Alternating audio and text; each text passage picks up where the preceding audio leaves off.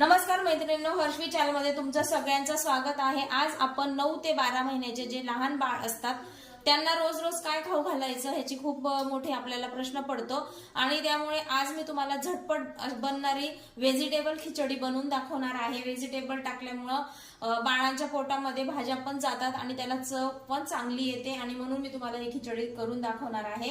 हे घेतलेत मी अर्धी वाटी तांदूळ, याच्यात थोडेसे 2 पोहे खायचे चमचे म्हणजे 2 टेबलस्पून एवढी मुगाची डाळ घेतलेली आहे आणि हे घेतलेलं एक गाजर आणि एक बटाटा। गाजर आपण चांगला स्वच्छ धुवून शिलून घेणार आहोत, वरची साल काढून घेणार आहोत आणि त्याचे बारीक तुकडे करून आपण ह्या खिचडीमध्ये ऍड करणार आहोत। गाजर मध्ये हिमोग्लोबिन वाढण्याचं प्रमाण मोठं असल्यामुळे फायबर असल्यामुळे बाळाच्या पचन शक्तीला आणि हिमोग्लोबिन वाढायला मदत होते आणि अशाच वेगवेगळ्या भाज्या जर बाळाच्या पोटात गेल्या तर त्यांना खायची सवय पण लागते आणि चांगली चव पण लागते आणि त्यांच्या शारीरिक डेव्हलपमेंटला मदतही होतो। बटाटा फक्त जर आपण एखाद्या लहान बाळांना बटाटा आवडत नाही, माझ्या नातूला बटाटा आवडत नाही, मी एकदा त्याला बटाटा उकडून त्याचा शिरा बनवून खाऊ घालायचा प्रयत्न केला पण त्याने अजिबात खाल्ला नाही।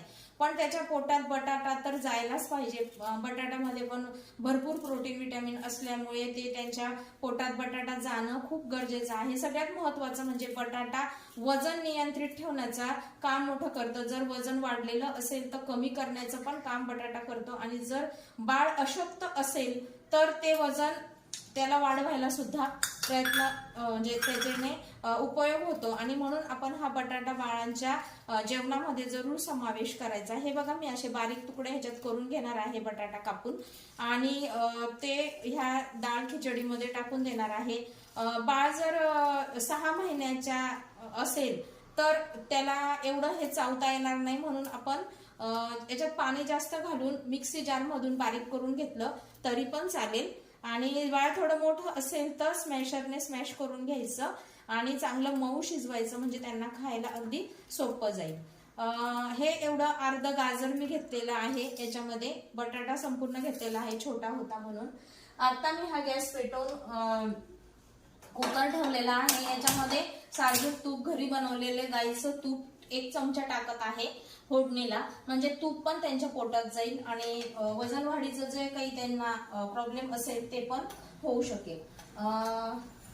हे थोडंसं अर्ध्या चमचाला कमी असं पाव चमचा मी जिरं ह्याच्यामध्ये फोडणीला टाकून घेणार आहे।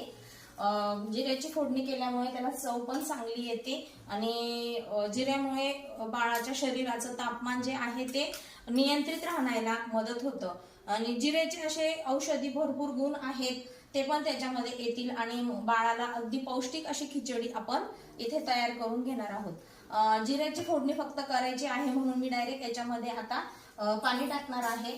जिरं थोडंसं भाजून घेऊन ह्याच्यात डायरेक्ट पाणी टाकणार आहे मी, नाहीतर मग हे भाज्या धुतलेल्याच आहेत स्वच्छ, ह्या भाज्या जरी त्याच्यामध्ये थोड्याशा फ्राय करून घेतल्या तरी पण चालतील। भाज्या फ्राय करून मग त्याच्यात पाणी टाकणार आहे। जे 6 महिन्याचे बेबी आहेत त्यांना सुद्धा चालेल। मिक्सरच्या भांड्यामध्ये हे चांगलं बारीक करून घ्यायचं, प्युरी करून घ्यायची फाईन अशी आणि मग ते त्यांना खायला दिलं तरी पण चालेल। आमचं बाळ 1.5 वर्षाचं आहे म्हणून मी डायरेक्ट कुकरमध्ये शिजवून मी व्हेजिटेबल खिचडी त्यांना देणार आहे। याच्यामध्ये तुम्ही शिमला वगैरे किंवा दुसरे अजून वाटाणा, बीन्स भाज्या ऍड करू शकतात, पण काही लहान मुलं असतात त्यांना एवढ्या सगळ्या भाज्यांची चव आवडत नाही। शिमला ही थोडीशी तिखट पण असते, कडवट असते आणि जर त्यांना तिखट खायची सवय नसेल तर ते खाणार नाहीत म्हणून आपण त्या भाज्या बाकीच्या अवॉइड केलेल्या आहेत। फक्त गाजर आणि बटाटा टाकून ह्याच्यामध्ये तुम्ही फ्लॉवर सुद्धा ऍड करू शकता, फ्लॉवर टाकून सुद्धा ही बनवू शकता। खूप चविष्ट अशी खिचडी बनणार आहे। मी इथे 1 ग्लास पाणी टाकून घेतलेलं आहे, एवढ्या डाळ तांदळाला तेवढं पाणी बास होईल म्हणून, आणि जर तुम्हाला अजून मऊ शिजवायचं असेल तर थोडंसं पाण्याचं प्रमाण वाढवू शकतात। याच्यामध्ये फक्त चवीपुरतं आपण मीठ टाकणार आहोत। लहान मुलांना जास्त मीठ द्यायचं नाही म्हणून डॉक्टर सांगतात। बेबी जर 6 मंथचं असेल तर अगदी थोडं चिमूटभर टाका। मी इथे चवीपुरतं मीठ टाकणार आहे, हे बघू शकता तुम्ही, एवढं मीठ टाकलेलं आहे मी आणि थोडीशी हळद पण टाकलेली आहे। हळद अँटीसेप्टिक असल्यामुळे बाळाला पोटाचं काही इन्फेक्शन वगैरे होत नाही आणि ही जी डाळ खिचडी आहे ही पचायला अगदी सोपी जाते आणि म्हणून मी हे सगळं टाकून घेतलेलं आहे। आता हे डाळ तांदूळ धुवून मी ह्याच्यात टाकून घेणार आहे। बघू शकता तुम्ही हे मी पाणी उकळून घेतलेलं आहे। चांगलं पाणी उकळल्यानंतर हे जे डाळ तांदूळ होते स्वच्छ धुवून घेतलेले आहेत आणि हे आता मी त्याच्यात टाकून देणार आहे आणि चांगलं मिक्स करून घेणार आहे। मिक्स केल्यानंतर कुकरचं झाकण लावून 3 किंवा 4 शिट्ट्या मऊ शिजण्यासाठी आपण काढून घ्यायच्या आहेत आणि मग ते बाळाला खायला घालायचं आहे। बघू शकता खिचडी मी तयार केलेली आहे। ह्याच्यातले गाजर वगैरे हे अगदी सहज बारीक होत आहेत आणि थंड करून घेऊन बाळाला खाऊ घालायचं आहे। हे बघा बाळ अगदी आवडीने खातात ह्याला आणि त्यांना चव पण चांगली लागते आणि त्यांना पोषणही मिळतं। आता आपण ही दुसरी रेसिपी बघणार आहोत। याच्यामध्ये मी हे 2 काजू टाकून घेतलेले आहेत, हे 2 बदाम टाकून घेतलेले आहेत, हे 2 खजूर घेतलेले आहेत, त्याच्या बिया काढून घ्यायच्या आहेत आणि पाण्यामध्ये आपण हे आता सोक करायला ठेवून देणार आहोत आणि हेच पाणी आपण जी रेसिपी आता तयार करणार आहोत त्याच्यामध्ये वापरणार आहोत। हे पाणी मी याच्यात टाकून भिजवायला ठेवून देणार आहे आणि हे भिजल्यावर मग त्याच्यानंतर मी पोहे खायचे 2 चमचे पोहे घेतलेला आहे। हे 2 चमचे हे चांगले धुवून घ्यायचं आहे। त्यानंतर हे भिजवून ठेवायचं, जसं आपण आता काजू बदाम आणि खजूर भिजवून ठेवलेले आहेत तसे। काजू बदामांमध्ये पण भरपूर असे पौष्टिक गुणधर्म आहेत आणि लहान बाळाला वेट गेन करण्यासाठी आपण ते वापरू शकतो आणि म्हणून आपण इथे पोहे, खजूर, काजू आणि बदाम ह्या गोष्टींचं एक रेसिपी बनवणार आहोत। हे एक छोटासा रताळ्याचा तुकडा मी इथं घेतलेला आहे, त्याचं वरचं साल काढून घ्यायचं आहे। रताळी हे बाळाचं वजन वाढवायला मदत करतं, त्याचबरोबर रताळीमध्ये अँटीऑक्सिडंट गुण असल्यामुळे बाळाला पोटाचा त्रास असेल तर तो कमी होतो। त्याचबरोबर ह्याच्यात फॉस्फरस आहे, त्याच्यात परत फायबर भरपूर प्रमाणात असल्यामुळे बाळाचं जे काही पचनक्रिया आहे ती सुधारायला प्रयत्न करते। रताळी हे लहान किंवा मोठ्यांनी पण खाल्लेले खूप उपयुक्त आहे। पोट लवकर भरल्यासारखं वाटतं आणि सकाळी दिलं तर दिवसभरात पचून जातं।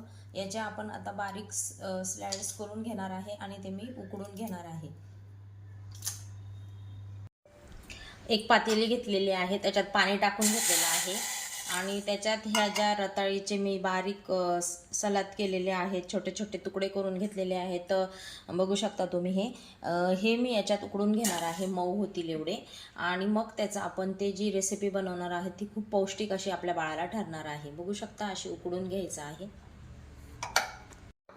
हे बघा आपण रताळीचे बारीक तुकडे करून घेतले होते, ते किती मऊ झालेत बघा, अगदी शिजले छान असे। ते आता आपण मिक्सरच्या भांड्यामध्ये सगळं टाकून घेणार आहोत।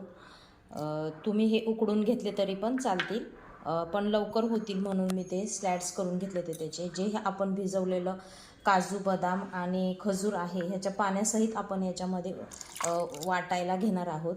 मिक्सरमध्ये बारीक फाईन अशी प्युरी करून घेणार आहोत त्याची आणि मग त्याला बाळाला खाण्यासाठी शिऱ्यासारखी प्युरी तयार करून असं शिरा किंवा आपण त्याला लापशी असं म्हणू शकतो ती बनवून। पोहेसुद्धा बाळाला खायला खूप चांगले असतं, पोट भरतं आणि अगदी 6 महिन्याचे जे बाळ असतात ते पोहे खातच नाहीत आणि कसे काय खाणार, त्यांना खाता येणार नाही, म्हणून आपण ही रेसिपी त्यांच्यासाठी तयार केलेली आहे।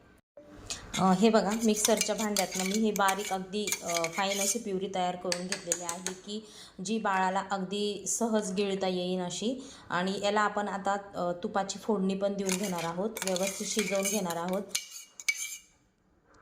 हे बघू शकता अजून थोडं पाणी ॲड करून ह्याला पातळ पण बनवू शकतो।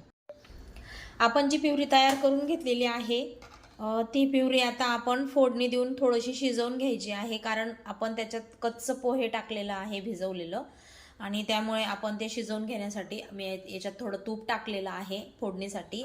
आणि जी ही प्युरी तयार करून घेतलेली आहे ही प्युरी मी त्याच्यात ॲड करून त्याच्यात अजून तुम्हाला पातळ वगैरे करायचे असेल शिजवण्यासाठी थोडंसं पाणी पण ॲड करू शकता।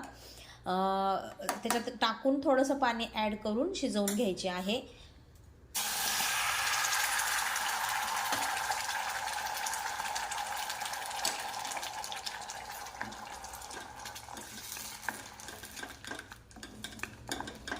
खूप छान अशी चव याला येणार आहे। ह्याच्यात पोहे आहे, खारीक एक गोडवा येण्यासाठी, काजू बदाम आहेत जे त्याच्याने त्याचा जो पौष्टिकता आहे ती त्याच्याने वाढणार आहे। आणि हा जो शिरा आहे हा बाळाला नक्कीच खूप आवडेल, कारण त्याच्यामध्ये खजूरमुळे गोडपणा येणार आहे। आणि बाळाला आपण कुठलंही त्याचं जेवण बनवताना त्याच्यामध्ये गूळ किंवा साखर घालण्याऐवजी खजूरचा जास्तीत जास्त वापर करायचा, जेणेकरून खजूरमधली पौष्टिकता पण बाळाला मिळेल आणि जे गूळ किंवा साखरमुळे त्याच्या पोटाला त्रास होणार आहे तोही होणार नाही। आणि अशा प्रकारे बाळाला पौष्टिकता पण मिळेल आणि गोडपणा आल्यामुळे ते खाणार पण आहेत व्यवस्थित।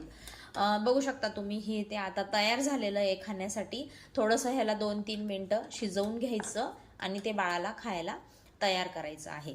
हे आता आपण बाळाला घालून घेणार आहोत एका पॉटमध्ये काढून। असेच नवनवीन व्हिडिओ घेऊन मी तुमच्या मदतीला येत राहीन। तोपर्यंत बाय।